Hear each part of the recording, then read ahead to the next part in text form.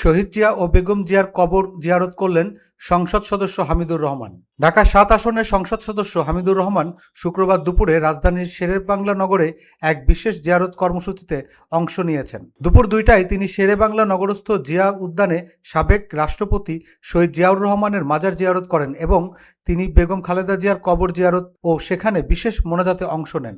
জিয়ারত শেষে উপস্থিত নেতাকর্মী ও সাধারণ মানুষের উদ্দেশ্যে সংক্ষিপ্ত বক্তব্যে হামিদুর রহমান বলেন, দেশ ও জাতির ক্রান্তিলগ্নে জিয়া পরিবারের অবদান চিরস্মরণীয়।